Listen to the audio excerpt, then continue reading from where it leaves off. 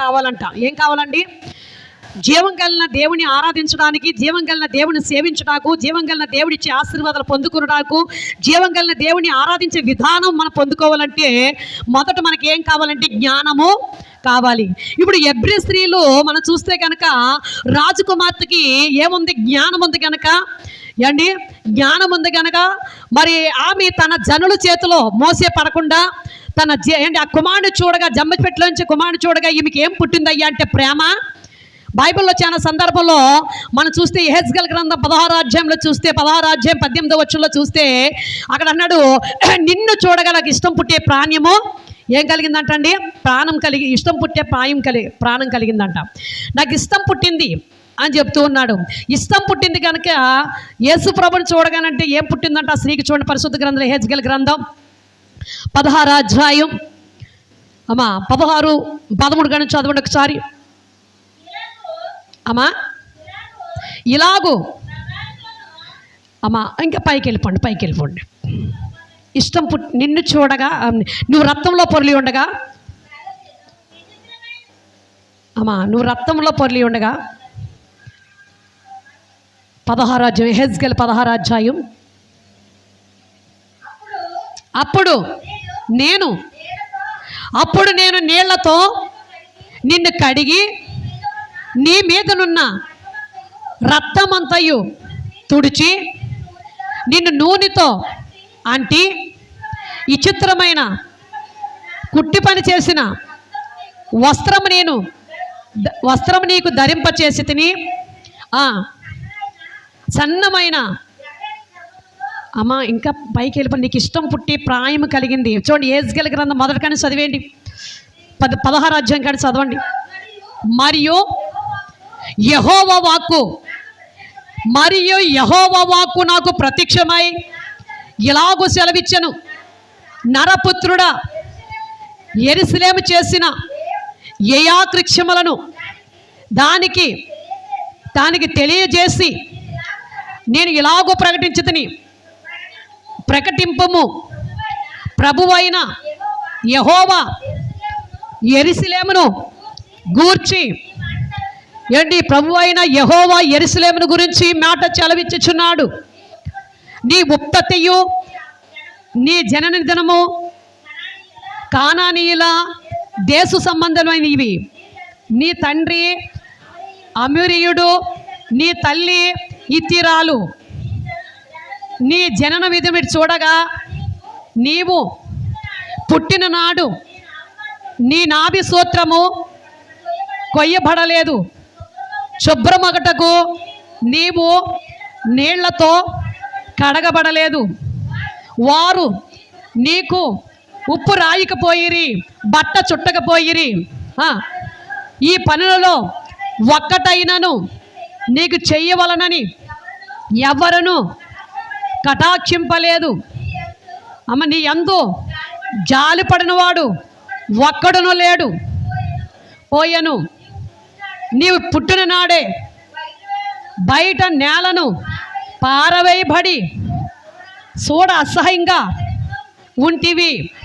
అయితే నేను నీ యొద్దకు వచ్చి రక్తములో పొర్లుచున్న నిన్ను చూచి, నీ రక్తములో పొర్లియున్న నీవు బ్రతుకుమని నీతో చెప్పి తిని, నీవు నీ రక్తములో పొర్లియున్నను బ్రతకమని నీతో చెప్పి తిని, మరియు నేల రట్టబడిన చిగురు వృద్ధి అగినట్లు నేను నిన్ను వృద్ధిలోనికి తేగా నీ వెదిగి పెద్దదానివై ఆభరణ భూషితులైతివి.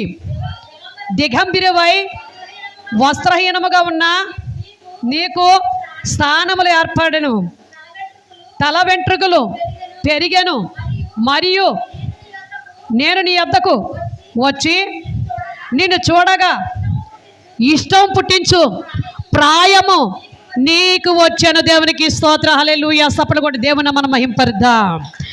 దేవుడి దగ్గరికి రాగానంట ఏం పుట్టిందంట? ఇష్టం పుట్టించే ప్రాయము నీకు కలిగింది. ఎవరికి కలిగింది? దేవుడికి కలిగిందా లేకపోతే పుట్టిన బిడ్డకు కలిగిందండి? అమ్మా, ఎవరికి కలిగింది? ఇష్టం పుట్టే ప్రాయం ఎవరికి కలిగింది? నిన్ను నేను చూడగా నీకు ఎవరికన్నా నీకు అంటున్నాడు ఆయన. మన దేవుడు మన దగ్గరకు రాగానంటే మనకేంటంటే ఇష్టం పుట్టే ప్రాయము కలిగిందంట. దేవుడిని మనం ఇష్టపడుతూ ఉన్నాం, దేవుడు మనల్ని ఇష్టపడుతున్నాడు కనుక రక్తంలో పొర్లి ఉన్న మన అందరినీ ఏం చేశాడండి? అమ్మా, నీ జనన విధం ఎట్టు చూడగా ఎట్లనగా చూడ అసహాయమైన జన్మం అంట మంది. ఎలాంటి జన్మం అండి? చూడ అసహాయము కలిగిన జన్మం అంట మంది. పాపముతో కూడిన జననం అంట మంది. ఏంటి? శాపముతో కూడిన జననం అంట. ఈ పనికిరాని జన్మాన్ని దేవుడు ఒక పరమాత్మగా మార్చి ఈ జన్మానికి ఏమిచ్చాడంటే ఒక గుర్తింపు ఇచ్చాడు దేవుడు. ప్రియ సహోదరులారా, పుట్టినప్పుడు పూర్వకాలంలో స్త్రీలు ప్రసవించేటప్పుడు వారు నేల మీదే ప్రసవించేవారంట. మంచాలు లేవు అప్పుడు. ఏమి లేవండి? 100 సంవత్సరాల కిందకి వెళ్ళిపోతే మంచాలు, లేదా 150-200 సంవత్సరాలకి ముందుకు వెళ్ళిపోతే మంచాలు లేవు, కింద నేల మీదే వారు ప్రసవించేవారు. అందుకనే ఆ సత్యాన్ని దేవుడు పరిశుద్ధ గ్రంథంలో లిఖింపజేస్తారు. ఏంటి? నేల మీద నీవు పొడి నీ రక్తంలో పొలుచుండగా నీ ఎద్దకు వచ్చి చూచిన వారు లేరంట, కటాక్షించే వారు లేరంట. అందులో నిన్ను ఎవరు కూడా ఏంటి నిన్ను చూచి కటాక్షించి ఏంటి నిన్ను నీళ్లతో కడగలేదంట, ఉప్పుతో ఏంటి అంటే నలుగు పెట్టలేదంట, ఉప్పు రాయలేదంటండి. ఉప్పు రాసేవారంట. అప్పుడు ఏం చేసేవారంట అండి? ఉప్పు రాసేవారంట. నీకు ఉప్పు రాయకపోయేరి, నీళ్లతో కడగపోయేరి, నీకు బట్ట చుట్టకపోయేరి, ఈ పనుల్లో ఒకటైనా నీ మీద కటాక్షించిన వారు ఎవరునో లేకపోయిరి. అయితే నేను నీ ఎద్దకు వచ్చి రక్తంలో పొరలుచున్న నీ ఎద్దకు వచ్చి నేను కడిగి నిన్ను బ్రతకమని చెప్పాను. అప్పుడు నీకు ఇష్టం పుట్టించే ప్రాయము కలిగింది. ఎవరు చెప్పారంటండి? చూడండి, చాలా మంది మనం ఆసుపత్రుల్లో చూస్తే బిడ్డ ఏడవడు, పాప అయినా బాబా అయినా ఏడవకపోతే వాళ్ళకి ఇంకా ఏం రాలేదు? పరలోకం నుంచి ఆత్మ వాళ్ళలోకి రాలేదు, వాళ్ళలో జీవాత్మ లేదు కనుక ఏముండదంట? కదలక ఉండదు. వాళ్ళు ఏం చేస్తారు? కాళ్ళు పట్టుకుని నడుము మీద ఏం చేస్తారండి? కొడతా ఉంటారు. ఆ నడుము మీద ఎప్పుడైతే 2-3 సార్లు కొట్టారో వెంటనే బేరమని కేవమని ఏడుస్తూ ఉంటారు. దేవునికి స్తోత్ర, హల్లెలూయా. కొందరికి వెంటనే పుట్టినంటే కొందరికి జీవాత్మ రాదు. ప్రియా సహోదరులారా, వెంటనే కొట్టడం ప్రారంభించిన తర్వాత దేవుడు ఆజ్ఞ ప్రకారంగా మనం తొందరపడుతున్నామని దేవుడు తెలుసుకుని వెంటనే ఆ జీవాత్మ పంపగానే ఆ జీవాత్మను పంపగానే వెంటనే ఆ బిడ్డ ఏడవడం ప్రారంభిస్తాడు. ఈరోజు నా ప్రియ సోదర, మన జననం చూస్తే చాలా భయంకరమైనది. ఎవరు మనల్ని ప్రేమించలేదంటే, ఎవరు మనల్ని చూడలేదంటే, ఈనాటి కాలంలో చూస్తే, పూర్వకాలంలో చూస్తే ఎవరు కూడా ఆ ప్రెగ్నెంట్ దగ్గర డెలివరీ చేసినప్పుడు లేకపోతే ఆ పాప పుట్టిన తర్వాత బాబు పుట్టిన తర్వాత ఎవరు ముట్టుకోరు. అక్కడ ఏదో ఒక్కరు మంత్రసాన్లో లేదంటే ఆ గ్రామానికి సంబంధించిన పెద్దలు ఎవరన్నా స్త్రీలు ఉంటే వాళ్ళు మాత్రమే అంటు కింద ముట్టుకున్నట్టుగా చాలా అంటుగా ఇంకా వస్తుంటే ఇలాగా తప్పుకునే స్థితికి ఆ డెలివరీ అయ్యి ఇప్పుడు ఎక్కడుందండి? ఆ నర్సులు మనం వెళ్ళి చూసేస్తున్నాం, మనం వెళ్ళి వచ్చేస్తున్నాం, ఎత్తేసుకుంటున్నాం, ముద్దులాడేస్తున్నాం. ఏం లేదు అమ్మా. దేవునికి స్తోత్రం. సరిగ్గా కూర్చో. దేవునికి స్తోత్ర, హల్లెలూయా. గనుక నా ప్రియ సహోదరులారా, ఇక్కడ మనం చాలా జాగ్రత్త ఈ ఆలోచన చేస్తే కనుక ప్రియ సహోదరుల, భయంకరమైన మన జన్మానికి, భయంకరమైన ఒక మన స్థితికి మనక ఎవరు ఈ లోకంలో ఎన్నిక చేయనప్పటికీ, ఎవరు చూడనప్పటికీ, అందరూ సీద్రకించుకున్నప్పటికీ దేవుడు నీ ఎద్దుకు వచ్చి నీ పాపాన్ని కడిగి, నీ రక్తాన్ని కడిగి, నేను పవిత్రపరిచి తన బిడ్డగా స్వీకరించి నీకు ఇష్టం పుట్టించే ప్రాయం కలిగించి తన సొత్తుగా తన దానిగా చేసుకున్నాడంట. ఎవరు దానిగానంటండి? తన దానిగా చేసుకున్నాడు. తన దానిగా ఏంటయ్యా అంటే సంఘము. దేవునికి స్తోత్ర. సంఘము తన దానిగా చేసుకున్నాడు, నిన్ను తన దానిగా చేసుకున్నాడు అన్నాడు. అందుకనే అంతరంగ పురుషుడు అంట దేవుడు. ఏ పురుషుడు అంటండి? అంతరంగ పురుషుడు అంట. దినదినము నూతన పరచబడాలంట. ఏ పురుషుడండి? అంతరంగ పురుషుడు అంట. అంతరంగ పురుషుడు దినదినము నూతన పరచబడాలి. దినదినము నీలో వృద్ధి అవ్వాలంటే ప్రియ సహోదరి సహోదరుడా, అంతరంగ పురుషుడు నీలో దినదినము దేవునికి స్తోత్ర, హల్లెలూయా, హల్లెలూయా. మనం ఎప్పుడు కూడా దేవుని యందు భయం కలిగి బతుకుని పరిశుద్ధ గ్రంథంలో మనం చూస్తే కనుక చూడండి, పరిశుద్ధ గ్రంథంలో 2 కొరింథీయులకు రాసిన పత్రిక 4వ అధ్యాయం 16వ వచనంలో చూస్తే కనుక ఇక్కడ స్పష్టంగా చెప్తున్నారు. ఈరోజు మన జనం ఎలాగుందో చెప్తూ ఉన్నారు. దేవుడికి ఇష్టం పుట్టే ప్రాయం కలిగింది కనుకే ఈరోజు రక్తంలో పొరలు నిన్ను, పాపంలో పొరలు నిన్ను, తల్లి గర్భం నుంచి పాపంతో వచ్చిన నిన్ను ఈ లోకంలో, లోకయాత్రలో, లోక పాపంలో నువ్వు పెరిగి పెద్దదానివై చిగురు వృద్ధిలోనికి వచ్చి కూడా నువ్వు పాపంలో జీవిస్తూ నరకానికి దగ్గర అయిపోతున్నా నిన్ను ఆయన పిలిచి నిన్ను పవిత్రురాలుగా పవిత్రుడిగా చేసి తన బిడ్డగా తన కుమారుడిగా కుమార్తెగా తన ఎదుట నిర్దోషముగా తన సంఘములో నిలబెట్టుకున్నాడటండి. చదవండి అమ్మా. 2 కొరింథీయులకు రాసిన పత్రిక 4:16 వచనమండి. అయితే కావున మేము ఐధైర్యపడము, మాకు బాహు పురుషుడు అంటే ఏ పురుషుడు అంటండి అమ్మా? బాల్య పురుషుడు, భాగ్య పురుషుడు అమ్మా, భాగ్య అమ్మా. ఫోన్లో నాకు తిరగదు, మీకు అర్థమవుతుంది కదా అమ్మా. కుషించుచున్నాను అంతరంగ పురుషుడు దినదినము. ఏంటి అంతరంగ పురుషుడు అంట, బాహ్య పురుషుడు అంట దినదినము కుషించిపోయినా కానీ అంతరంగ పురుషుడు అంటే దినదినం ఏం చేస్తున్నాడంటండి? నూతన పరుస్తున్నాడు. అంతరంగ పురుషుడు ఎవరు? బాహ్య పురుషుడు ఎవరు? బాహ్య పురుషుడు అనగా ప్రియాసం మనం కట్టుకున్న యజమానుడు. ఏండి మనం కుషించిపోయినా కానీ మనం నశించిపోయినా కానీ ప్రియా సహోదరులారా, అంతరంగ పురుషుడు అని యేసుక్రీస్తు మనల్ని ఏం చేస్తున్నారంట? దినదినమును ఏండి నూతన పరుస్తూ ఉన్నాడంట, బలపరుస్తూ ఉన్నాడంట. ప్రియా సహోదరి, ఈ సత్యాన్ని మనం చూస్తే ఇక్కడ ఏం కనిపిస్తుందయ్యా అంటే, అక్కడ మనము యెజ్కేలు గ్రంథంలోకి వెళ్ళిపోతే అక్కడేమంటున్నారు? నిన్ను చూడగా నీకు ఇష్టం పుట్టి ప్రాయం కలిగింది, నిన్ను నా దానిగా చేసుకునే మాట ఇచ్చారు. ఇప్పుడు ఈ కొరింథీ పత్రికలోకి వచ్చేస్తే ప్రియా సహోదరులారా, పాత నిబంధన కానీ కొరింథీ పత్రిక కొత్త నిబంధనలోకి వచ్చేస్తే ఇక్కడేమంటాడు? ఏంటి బాహ్య పురుషుడు ఏండి కుషించినా కానీ ఏండి అంతరంగ పురుషుడు అంటే దినదినం మనల్ని ఏం చేస్తున్నాడంటండి? నూతన పరిచి బలపరుస్తూ ఉన్నాడంట. చల్లారిపోతున్న మనల్ని ఈ నూతన సంవత్సరంలో ప్రియా సహోదరి, నా సహోదరుడా, బాహ్య పురుషుడు అనగా ప్రియా సహోదరుడా సహోదరి, ఒకవేళ నీ భర్తని నీ భార్యను శోధించవచ్చు, అనేక రకాల నువ్వు నలగొట్టవచ్చు, అనేక రకాల నిందలు మాపవచ్చు, అనేక రకాలని శోధించవచ్చు, అనేక రకాల నీ భార్యను హింసించవచ్చు. నీ భర్త ద్వారా నీవు వంచన కలిగి కుషించిపోయినా కానీ నువ్వు ఆరాధించే దేవుడు నీ ఎడబాయుడు. ఆరాధించే ఈ అంతరంగ పురుషుడంట నిన్ను బలపరుస్తాడంట. ఏం చేస్తాడు? నూతన పరుస్తాడంట. చాలా మంది యేసు ప్రభు దగ్గరికి, దేవుడి దగ్గరికి వస్తుంటే చాలా మంది భర్తలు భార్యలు హింసిస్తూ ఉన్నారు. అందుకే బాల్య పురుషుడు నిన్ను కుషింప చేసిన, నిన్ను ఎన్నో రకాలుగా నిన్ను నిందలు మోపిన, నిన్ను ఎన్ని రకాల గాయపరిచిన, ఎన్ని రకాల నిన్ను శోధించిన, నువ్వు భయపడవలసిన నా కుమార్తె, నా కుమారుడా. కానీ అంతరంగ పురుషుడు నిన్ను ఏం చేస్తాడు? నిన్ను నూతన పరుస్తాడు, నిన్ను ఎడబాయుడు అని చెప్పి ఈ లేఖనాల ద్వారా దేవుడు మాట్లాడుతూ ఉన్నారా? మేము సత్యమైన వాటిని దేవునికి మేము దృశ్యమైన వాటిని చూడక అదృశ్యమైన వాటిని నిదానించి చూచుచున్నాము గనుక క్షణమాత్రముండు మా కొరకు, మా సిలికరి శ్రమ కొరకు అంతకంతకు ఎక్కువగా ఉచ్యమైన మహిమ భారమును కలగజేయుచున్నది. దేవునికి స్తోత్ర, హల్లెలూయా. ఇక్కడ మనం చూస్తే కనుక ప్రియా సోదరా, మేము దృష్టమైనవి చూడక అదృష్టమైన వాటిని నిదానించి చూచుచున్నాము. దృష్టమైనవి ఏంటి? లోకమైనవి. ఏంటి అదృష్టమైనవి? ఏంటి? దేవుణ్ణి కార్యాలు, దేవుడు చేసే అద్భుతాలు, దేవుడు చేసే కార్యాలు, దేవుడు చేసిన మహత్య కార్యములు చూస్తున్నాం. ఇక్కడ అంటున్నారు, ఆయన చక్కగా చెప్తూ ఉన్నారు, దినదినమును నూతన పరచబడుతున్నాం. ఏంటి? దృష్టమైనవి అదృష్టమైనవి బట్టి దానిని చూచుచున్నాము గనుక క్షణమాత్రము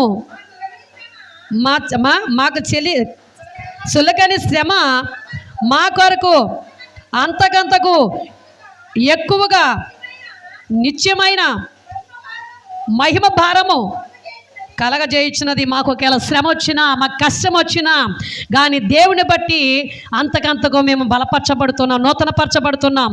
ఏంటి? అంతకంతకు మేము అక్కడ అన్నాడు మహిమ ప్రభము కలుగుచున్నది మాకు, అంతకంతకు మేము బలపరచబడుతున్నామని ఎవరు చెబుతున్నారు తెలుసండి? కొరింథీ సంఘం వారు దేవుళ్ళు సన్నిధిలో సాక్ష్యాలు ఇస్తున్నారంట. దేవునికి స్తోత్ర, హల్లెలూయా, హల్లెలూయా. ఏమండి దినదినము కూడా దేవుని యొక్క సంఘంలో సాక్ష్యం ఇస్తున్నారంట. మేము ఇలాగున్నా, మాకు ఈ శ్రమలు వచ్చినాయి, మా అంత భార్య పురుషుడు మమ్మల్ని శ్రమ పెట్టినా కష్టం పెట్టినా మేము దేవుడి మందిరాన్ని విడిచిపెట్టము, మేము దేవుడి సంఘాన్ని విడిచిపెట్టము, మా దేవుడి మందిరాన్ని మేము నిర్లక్ష్యం చేయము, మా అంతరంగ పురుషుడు మమ్మల్ని దినదినము నూతన పరుస్తా ఉన్నాడు గనక ఏండి అదృష్టమైన వాటి కొరకే చూస్తున్న, అదృష్టమైన కొరకు మేము చూడటం లేదు, అదృష్టమైన దేవుని కార్యాల కొరకు మేము కనిపెడుతూ ఉన్నాం, ఎదురు చూస్తూ ఉన్నాం. నూతన కార్యాలు, నూతన శక్తి కొరకు, నూతన బలం కొరకు, నూతన అభిషేకం కొరకు, నూతన ఆరోగ్యం కొరకు, నూతన ఆశీర్వాదాల కొరకు మేము దేవుని సన్నిధిలో కనిపెట్టుకుని చూస్తూ ఉన్నామని చెప్పి ఏంటి కొరింథీ సంఘం వారు దేవుని మందిరంలో ప్రార్థన చేస్తూ ఉన్నారు, సాక్ష్యాలు చెప్తూ ఉన్నారు. దేవునికి స్తోత్ర, హల్లెలూయా హల్లెలూయా. మనకేం కావాలి? అదృశ్యమైన వాటిని చూడాలంటే మనకేం కావాలంట? ఏంటి? జ్ఞానం కావాలి. ఈ యొక్క రాజకుమార్తె ఈ యొక్క మోషేని దాయటానికి, ఈ మోషేని భద్రపరచడానికి తన తల్లినే పిలిచి ఏంటి తన అక్కనే మోసే అక్కనే పిలిచి మిరియాముని పిలిచి ఈ బిడ్డన కన్నా తల్లి ఎవరో పిలుసుకురా అనగా ఏంటి మోసే యొక్క అక్క మిరియాము చాలా జ్ఞానము కలిగిన స్త్రీ. ఈ మిరియాము ప్రియాసలరా ఆమె ఒక ప్రవక్త. మిరియాం ఎవరండి? ఒక ప్రవక్త, ఒక ప్రవక్తిని. ఆవిడ ఆ మిరియాం చాలా ప్రవక్తిని, బాల్య దినాల నుంచే దేవుడిని స్మరించిన స్త్రీ, బాల్య దినాన్నే దేవుని సృష్టికర్త అయిన దేవుని స్మరణగా తెచ్చుకున్న స్త్రీ. అయితే బాల్య దినాన్ని దేవుని ప్రేమ కలిగి ఉన్న స్త్రీ గనక ఈ మిరియాం బాల్య దినాన్ని దేవుని జ్ఞానం కలిగి పరమ జ్ఞానంతో జీవిస్తున్న స్త్రీ గనక ఏంటి వెంటనే వెళ్ళి ఈ బిడ్డను పెంచడానికి ఎవరన్నా ఒక తల్లి ఉంటే గనక ఎబ్రి స్త్రీలో ఒక స్త్రీని తీసుకురండి అని అంటే ఏమాత్రం సందేహపడకుండా, ఏమాత్రం భయపడకుండా ఈ పరమ జ్ఞానం కలిగిన ఈ మిరియాం ఎవరిని పిలిచిందండి? ఏంటి? తన తల్లినే పిలుచుకొచ్చింది. తన తల్లినే పిలుచుకొచ్చేటుంది. అమ్మ రాజకుమార్తె, మరి రాణి, ఇదిగో ఈమె ఎబ్రి స్త్రీ, ఈమెకిస్తే ఈ కుమారుని భద్రంగా పెంచి పెద్దవాడిని చేస్తుంది అని చెప్పి ఏంటి ఈమె తల్లి అని చెప్పలేదండి. ఈ తల్లి అన్న సంగతి ఎవరికి తెలుసు? మిరియాముకి తెలుసు, మిరియాం తల్లికి తెలుసు, మోసే తల్లికి తెలుసు. ఏంటి మోసేకి తెలియదు, ఏంటి రాణికి తెలియదు. చూసారా పరమజ్ఞానం ఎక్కడికి నడిపించిందో? ఇక్కడ రాబోయే తరం వారికి, ఐగుప్తు దేశంలో హింసించబడుతున్న ప్రజలకి ఒక గొప్ప నాయకుడిగా దేవుడు ముందుగానే ఒక రాజు కుమార్తె చేతిలో పడేలా చేసి ఏంటి ఆ రాజు నగరాన్ని ఆ యొక్క దేశాన్ని ఇశ్రాయేలు ప్రజలు రక్షించడానికి ఒక నాయకుడిని ఏంటి రాజకుమార్తె చేతిలో పడి ఆ తల్లి చేతిలోనే పెరిగి పెద్దవాడై ఫలించేలాగా దేవుడు చేశాడు. దైవ జ్ఞానం చూసారా? దైవ జ్ఞానం చూసారండి? అదేనండి లోక జ్ఞానానికి దైవ జ్ఞానానికి. అదే కనుక మనం లోకస్తులుగా ఉంటే మిరియాం ఏం చేద్దాం? ఎవరో ఒకరు ఎబ్రి స్త్రీని తీసుకొచ్చేస్తున్నాం, కానీ ఆ తల్లిని తీసుకురాదు. మరి ఆ తల్లి దగ్గర పాలు ఉంటాయి కనుక ఆ పాలిచ్చి పెంచుతుందని ఆ తల్లిని తీసుకొచ్చింది. ఈరోజు నా ప్రియ సహోదరి సహోదరులారా, అదృష్టమైన వాటి మీద మన మనసు ఉంచాలి, అదృష్టమైన కన్ను ఉంచాలి, అదృష్టమైన వాటి మీద మన చెవులు పనిచేయాలి, అదృష్టమైన వాటికే మనం చూడాలి. దేవుని కార్యాల కొరకు, దేవుడిచ్చే ఆశీర్వాదం కొరకు, దేవుని రాజ్యము కొరకు మనం ఎదురు చూసేవారుగా మనం ఉండాలి. రాబోయే తరం వారిని కాపాడడానికి, హింసించబడుతున్న ప్రజలను కాపాడడానికి మిరియామ జ్ఞానం కలిగి, వివేకం కలిగి తన తల్లిని తీసుకొచ్చి, తల్లిని ఇదిగో ఇవి ఎబ్రి స్త్రీ అని రాజకుమార్తెకి పరిచయం చేసి ఆ అక్క మోషే ఆ కుమార్తె తన తల్లి చేతులు పెరిగి పెద్దవాడు చేసేలాగా దేవుడు గొప్ప సాక్ష్యాన్ని అక్కడ ఏంటి గొప్ప ఆశీర్వాదాన్ని, లేదా అక్కడ గొప్ప రక్షణ మనకు కనిపిస్తూ ఉంది. ఇశ్రాయేల్ దేశాన్ని ఏంటి ఐగుప్తు దేశాన్ని కాపాడే రక్షణ ఏంటి రక్షణకర్తగా ఎవరున్నారంటే మోషే గారు కనిపిస్తూ ఉన్నాడు. రక్షణకర్త అనగా ఐగుప్తు దేశంలో ఉన్న ప్రజలందరూ బానిసత్వం నుంచి ఇడిపించడానికి దేవుడు మోసేని ఏర్పరచుకున్నాడు కనుక ఆ మోసే నశించిపోవటం దేవుడికి ఇష్టం లేదు కనుక మోసేని ఆ ఐగుప్తు ప్రజల కొరకే దేవుడు పుట్టించారు కనుక ఆయనకి ఏమి ఇచ్చాడంటండి? ఆరోగ్యం ఇచ్చి ఆయుచిచ్చి రాజకుమార్తె కంటిలో పడేలాగా చేశాడు. దేవునికి స్తోత్ర, హల్లెలూయా. అదే ఎవరన్నా కంట్లో పడితే అక్కడే వెంటనే ఖండించి ఆ బాలుని అతం చేసేయాలి. ఆ చట్టం అక్కడ. దేవునికి స్తోత్ర, హల్లెలూయా. ఇంకా కిందకి చదివండి ఇదే మాట. 2 కొరింథీయులకు అమ్మా యాలయనగా అమ్మా సూక్ష్మమైనవి దృశ్యమైనవి అమ్మా అనిత్యములు, అదృశ్యమైనవి, నిత్యములు. దేనికి స్తోత్రం. దృశ్యమైనవి అంట అదృశ్యములు, అనిత్యములు, దృశ్యమైనవి, అదృశ్యమైనవి, నిత్యములు. దేని అదృశ్యమైనవి నిత్యములు అంట. అదృశ్యమైనవి ఏంటండి? నిత్యము స్థిరముగా ఎప్పుడు కూడా మన కళ్ళెదన్నే ఉండేవి. అవి ఎన్నడూ కూడా ఎవరు కదలిక చేయలేరు, దాన్ని ఎవరు మన ఎద్ద నుండి తొలగించలేరు. ఇప్పుడు అదృశ్యమైన వాటిని మనం వెతికేవారు కనుక కింద చదివేయండి. అయిపోయిందా? సారీ. దేవునికి స్తోత్ర, హల్లెలూయా. మరొక మాట మనం చూస్తే కనుక పరిశుద్ధ గ్రంథంలో మనం చూస్తే ఇక్కడ మనము ఈ యొక్క చూడండి, పరిశుద్ధ గ్రంథంలోనే యాకోబు పత్రిక 3వ అధ్యాయం, యాకోబు పత్రిక 3వ అధ్యాయం 12వ వచనం మనం చదివి ముగించేస్తాను నేను. ఆ 3వ అధ్యాయం 12వ వచనం.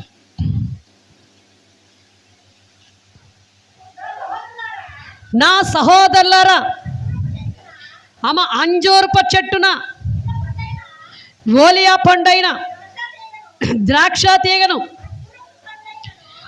అంజూరపు పళ్ళైనను కాయిన అట్టువలే అమ్మా ఉప్పు నేల నుండి తీయన నీళ్లు ఓరవు. దేవునికి స్తోత్ర, హల్లెలూయా.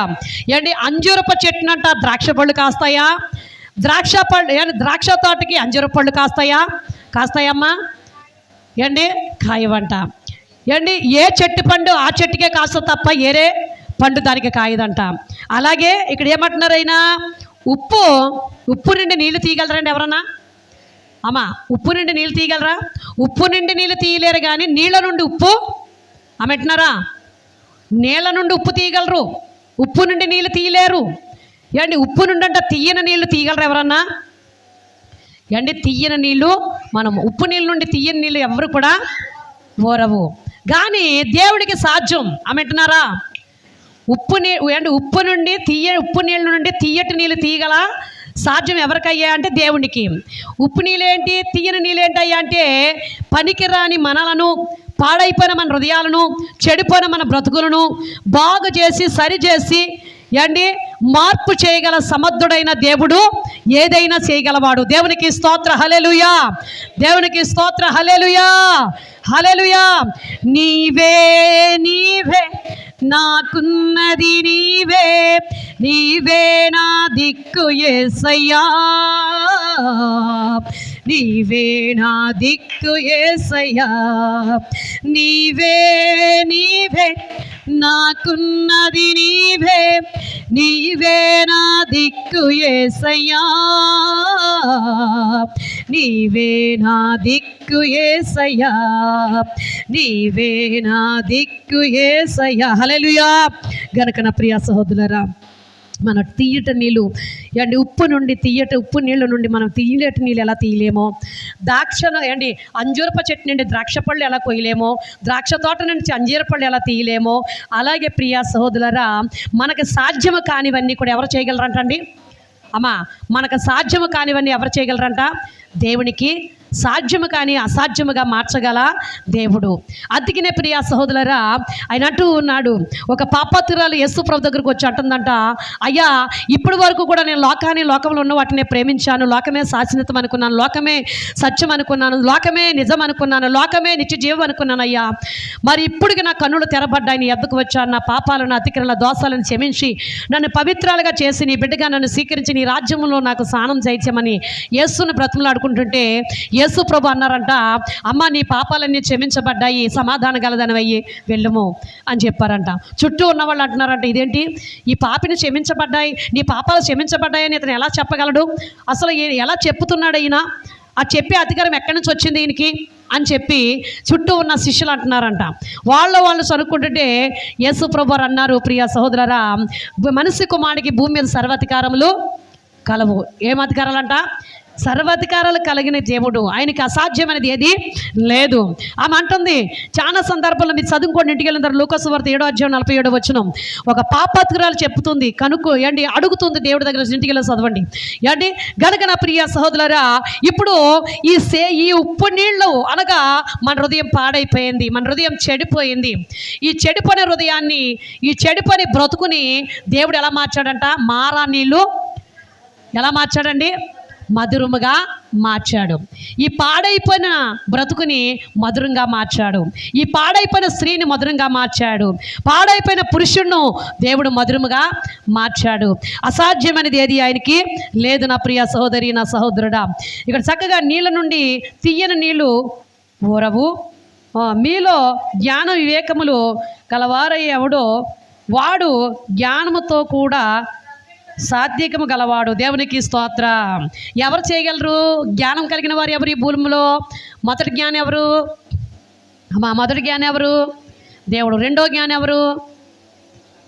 మొదటి జ్ఞానం దేవుడు. రెండో జ్ఞానం ఎవరు? మానవులు. ఎవరండి రెండో జ్ఞానం? మానవుడు ఎవరు? సొలొమోను గారు పొందుకున్నాడు లేదండి మొదటి జ్ఞానం. ఏమండి మొదటి జ్ఞానం, నేనే రాంగ్ చెప్పాను, దేవుని స్తోత్రం. మొదటి జ్ఞానం దేవుడు, రెండో జ్ఞానం యేసుక్రీస్తు వారు, మూడో జ్ఞానం సేవకుడు, నాలుగో జ్ఞాని విశ్వాసులు. దేవునికి అయ్యా ఆదాం. అదే మానవుడికి సూచిస్తూ ఉందన్నమాట. మానవుడికి సూచిస్తూ ఉంది. మరి ఆదాం మొదటి జ్ఞానం. ఏమండి మనం ఇంకా జ్ఞానంలోకి వెళ్ళిపోతే కనుక మరి నోవహ గారు కూడా జ్ఞాని. అంటే మానవులకు సూచిస్తూ ఉంది. మొదటి జ్ఞానం దేవుడు, యెహోవా దేవుడు. రెండో జ్ఞానం యేసుక్రీస్తు వారు. మూడో జ్ఞానం సేవకుడు. నాలుగో జ్ఞానం విశ్వాసులై ఉన్నారు. అందుకని నేను చేసే గొప్ప కార్యముల కంటే మీతో సేవకులారా, నాకంటే గొప్ప కార్యాలు మీరు చేస్తారు. నాకంటే ఎక్కువ అద్భుతాలు మీరు చేస్తారు. నేను ఇన్ని అద్భుతాలు చేస్తానంటే నాకంటే గొప్ప కార్యాలు మీరు చేస్తారని తను తగ్గించుకుని సేవకులు గొప్ప బిరుదును దేవుడిచ్చారు. నాకంటే గొప్ప కార్యాలు చేస్తారని చెప్పాడు దేవుడు. ఎవరితోటి? సేవకులతో. దేవుని స్తోత్రం. హల్లెలూయా. నిన్న మన శుక్రవారం అమెరికా నుంచి ఇద్దరు ప్రత్యేకంగా సేవకుల సెమినార్ జరిగిందండి నరసాపురంలో. ఇద్దరు సేవకులు అమెరికా నుంచి వచ్చారు. నిజంగా ఎంతమంది సేవకులు అంటే మన ఈ పాలకొల్లు మండలంలోనే ఎంతమంది సేవకులు వచ్చేసారు. అసలు నిజంగా వందలాది సేవకులు అక్కడ ఉన్నారు. ప్రియా సేవకురాళ్ళును 1000 మంది ఉంటారేమో సేవకులు ఈ లొకేటీలో, ఈ పాలకొల్లు ఏరియా అంతా కూడా. ఇంకా అమలాపురంతో ఇంకా అటు చిచ్చినాడు దాకకుండా ఇవతలే. అక్కడ దేవుడు ఎలా మాట్లాడారంటే నిజంగా ప్రియా సహోదరులారా, మరి 500 రూపాయలు కానుకిచ్చారు. నేను 500 కానుక నేను ఇష్టపడలేదు, కానీ నా దేవుడు చెప్పిన మాటలు నాకు నా హృదయంలో కదులుస్తున్నాయి. దేవునికి స్తోత్రం. నేను అయ్యగారితో ఒకటే మాట అన్నాను, వాళ్ళు ఇచ్చే 500 గొప్పతనం కాదండి, వాళ్ళలో ఉండి పరిశుద్ధాత్మ దేవుడు మాట్లాడిన విలువైన మాటలు మళ్ళీ దొరకవు మనకి. ఈరోజు రాకపోతే కనుక మనం పోగొట్టుకుందాం ఈ మాటలు. సేవకుడు ఎలాగుండాలి, సేవకురాలు ఎలాగుండాలి, అసలు సేవ అంటే ఏమిటి? సేవ అంటే సంతోషం కాదు, సేవ అంటే ఆనందం కాదు, సేవ అంటే అన్నపానాలు కాదు. దేవుడి రాజ్యం అంటే అన్నపానాలు కాదు. సేవకుడు ముళ్ళ బాట. ఏ బాట అంటండి? సేవ ముళ్ళ బాట. సేవ కంటే సావు మేలని చెప్పారండి. సేవ కంటేనంట సావు మేలంట. అన్ని కష్టాలు వస్తాయని చెప్తున్నాడు. సేవకులు ఎన్నో కష్టాలు పడాలి. సేవకుడు ఎన్ని గంటలు సేవకుడు ఒక ఆత్మ రక్షించబడాలంటే 5 సంవత్సరాల ప్రార్థన చేస్తే యేసుని చెట్టు కాపుకి ఎలాగొస్తుందో 5 సంవత్సరాల ప్రార్థన చేస్తేనంట ఒక ఆత్మ రక్షించబడదండి. ఒక్క ఆత్మ అంట 5 సంవత్సరాలు. అంటే మనం ఒక పెట్టలో ఏదైనా ఒక కొబ్బరి చెట్టు ఎన్ని సంవత్సరాలు కాపొస్తుంది? కొబ్బరి చెట్టు ఎన్ని సంవత్సరాలకమ్మా? 5 సంవత్సరాలకి. అలాగే ఒక చెట్టు ఎత్తే 5 సంవత్సరాలు. ఇప్పుడంటే రెడీమేడ్ మొక్కలు వచ్చేసినాయి. రెడీమేడ్ మొక్కలు ఎలాగెత్తే నెలకే కాపు కాసేసి, అలాగే రెడీమేడ్ మనుషులు వచ్చేస్తారు. రెడీమేడ్ విశ్వాసులు కూడా. నిజమా కాదండి అన్నిట్లో రెడీమేడ్ వచ్చేస్తుంది. అంత డెలికేట్, అంత తాత్కాలం అంతా కూడా. నిజమా కాదండి దేవుడు చెప్తున్నాడు, దృశ్యమైన వాటి మీద కాకుండా అదృష్టమైన మీద మీరు మనసు ఉంచి అదృష్టమైన వాటినే మీరు వెతకాలి. అందుకనే ఆయన అంటున్నాడు, ఇదిగో ఈ పైన కింద భూలోకంలో ఉన్న వాటి మీద కాకుండా మీ మనసు పైన ఉన్న వాటి మీద మనసు ఉంచండి అంటున్నాడు. పైన ఉన్నవి ఏమున్నాయి అంటే దేవుడి రాజ్యం ఉంది, దేవుడి ఆశీర్వాదాలు ఉన్నాయి, దేవుడి కృప ఉంది, దేవుడి ప్రేమ ఉంది. ఆ ప్రేమలో మీరు స్థిరపడగలరు. ప్రియా సహోదరి సహోదరులారా, దేవునికి స్తోత్రం. హల్లెలూయా. దేవుడు నీతో నాతో కూడా మాట్లాడుతూ ఉన్నారు. ఇదేనాన్ని దేవుడు ఎంతగానో చూడండి. ఈ జ్ఞానం మనకు కావాలంట. ఏ జ్ఞానం కావాలండి? పరసంబంధమైన జ్ఞానం మనకు కావాలంటే దేవునికి మనం లోబడిన వారై ఉండాలి. ఇంకొక మాట చదివి ముగించేస్తాను నేను పరిశుద్ధ గ్రంథంలో. దేవునికి స్తోత్రం. హల్లెలూయా. చూడండి పరిశుద్ధ గ్రంథంలో నుంచి పరిశుద్ధ గ్రంథంలో నుంచి దేవునికి స్తోత్రం. దేవునికి స్తోత్రం. ముగించేస్తాను. దేవునికి స్తోత్రం. హల్లెలూయా. ఇంటికి వెళ్ళి చదువుకోండి అమ్మా. ఒక వాక్యం చెప్తాను. దేవునికి స్తోత్రం. 2 కొరింథీయులకు రాసిన పత్రిక 4వ అధ్యాయం 3వ వచనం ఇంటికి వెళ్ళి చదువుకోండి. దేవునికి స్తోత్రం. హల్లెలూయా. కనుక మనము అదృష్టమైన వాటిని మీద మనసు ఉంచి మన జననం ఏంటో ఈరోజు ఎస్గల్ గ్రంథం ద్వారా దేవుడు మాట్లాడారు. నువ్వు పుట్టినాడు చూడ అసహ్యంగా ఉన్న నీ బ్రతుకుని దేవుడు బాగు చేసి, నీ బ్రతుకుని నా బ్రతుకుని బాగు చేసి, మనకి ఇష్టం పుట్టించే ఆయన మన దగ్గరకు వచ్చి మన పాపాలని కడిగి మన పవిత్రపరిచి, ఆయనకి మనకి ఇష్టం పుట్టించే ప్రాయం కలిగి తన దానిగా చేసుకుని మనల్ని అవమానపరచబడకుండా, మనం అనాథులుగా మనల్ని విడిచిపెట్టకుండా తన సొత్తుగా, తన బిడ్డగా, తన సెకి జనముగా చేసుకుని ఆయన నేనున్నానని మన గొప్ప భరోసా ఇచ్చి మనల్ని ఆదరించిన దేవుణ్ణి ఎన్నడూ మర్చిపోకుండా దృశ్యమైన మాట కాకుండా అదృశ్యమైన మనసు ఉంచి వాటి కొరకు మనం కనిపెట్టుకుని చూద్దాం. తల్ల వంచండి, ప్రార్థన చేసుకుందాం. దేవానికి వందనాలు, స్తోత్రాలు, స్తుతులు చెల్లిస్తూ ఉన్నాం. నాయన ఇంతవరకు నాతో కూడా మాట్లాడిన దేవుడువు, అద్భుతముల సూచక్రియలు, మహిమకార్యాలు, మహత్కార్యాలు చేయగల దేవుడువు. అయ్యా ఈ దినాన్ని తండ్రి మోసే చరిత్ర ముందుంచాం. నిజమే ప్రభా, ఆనాడు మిరియాము దైవ జ్ఞానం కలిగిన మిరియాం, అలాగే నాయన ఫరో రాజు కుమార్తె, అయ్యా ఆనాడు ఫరో రాజు కుమార్తెని ఇశ్రాయేలు దేశానికి ఒక గొప్ప నాయకుడు కావాలి కనుక నాయన నీ దృష్టిని ఆలోచన ఎంత గొప్పవై తండ్రి. నాయన ఎవరి చేతిలో, అత్తి చేతిలో కంటులో పడేలా చేశావు. రాజు కుమార్తెకి కటాక్షం కలగజేసి అయా మోసేను చూడగా ఇష్టం పుట్టే ప్రాయము కలగజేసి ఈ కుమారుడు అందంగా ఉన్నాడు, బాగున్నాడు, ఈ కుమారుని పెద్ద చేసి పెంచి పెద్దవాడిని చేయి నా బిడ్డగా నేను పెంచుకోవాలని ఒక ప్రాయము, ఒక నాయన ఆ బిడ్డకు ఆ మనస్సును పుట్టించావు నాయన. రాణికి ప్రభు అందరూ పెద్దవాడయ్యి ఇశ్రాయేలు దేశానికి రక్షకుడుగా, ఆ ఇశ్రాయేలు దేశాన్ని పాలు తేనె ప్రవచించే దేశముగా మార్చడం నాయన, నడిపించడానికి ఆ బానిసత్వంలో విడిపించే నాయకుడిగా నాయన నువ్వు పెంచలేవు ప్రభు. కానీ కేవలం అది నీ తలంపు, ఆ తల్లి పెంచలేదు, నీ కటాక్షము రానైనా మోసే మీద ఉంది కనుకే పెరిగి పెద్దవాడయ్యాడు. అయ్యా రాజు కుమార్తె యొక్క హృదయాన్ని మార్చేసిన దేవుడు అయ్యా, నీకు స్తోత్రములు. తల్లినే ఒక దాసిగా తీసుకొచ్చిన దేవుడు ప్రభా, ఎంత గొప్ప కార్యాలు ప్రభా. నీ కార్యాలు కంటికి కనిపించి చెవులకి వినిపించి హృదయాన్ని ఘోషించవు ప్రభా, అంత గొప్ప కార్యాలు. ఇది నాని ప్రభా మా జననము కొరకు తెలియజేసాం, మోసే యొక్క జననం గురించి తెలియజేసాం. ఇదిగో అదృష్టమైన అయా దృశ్యమైన కాకుండా అదృష్టమైన మనసు ఉంచి అవా మీ వాటి కొరకు ఎదురు చూసేవారు గాను. ఇదిగో నాయన నేల నుండి కూడా వచ్చిన సహోదరులు, ఈ సహోదరులందరికీ నా ప్రత్యేకమైన వందనాలమ్మా.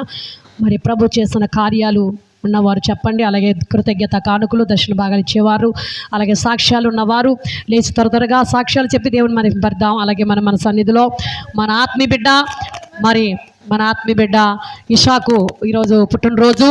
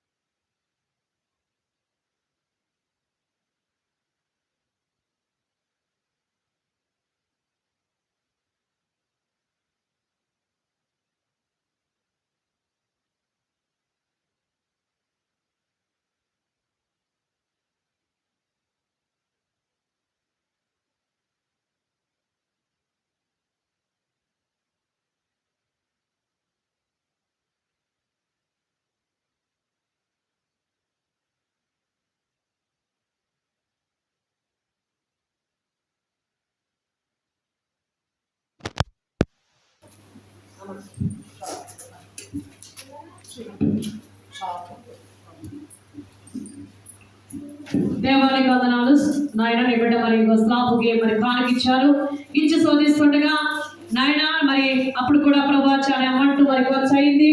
నీ బిడ్డ మరి సాపు కొరకు నాయన కానుకిచ్చారు. కానుక దీవించాల్సిన సేవలు వాడి వారు సమృద్ధి కలుగును గాక. ఆమేన్. God bless.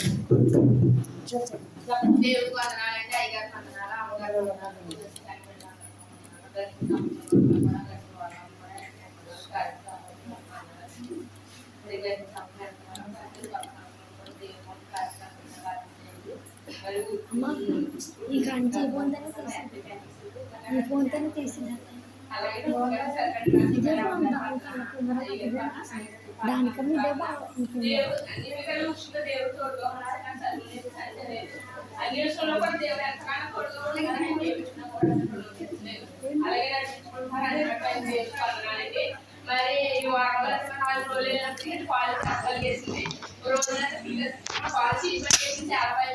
మరి ఇంకా ఒక 20 రోజులు అయితే వెళ్ళాలి, ఇంకా 4 రోజులు పాలు అయిపోయింది. మరి ఇంట్లో ఉంటాం 10 రోజులు.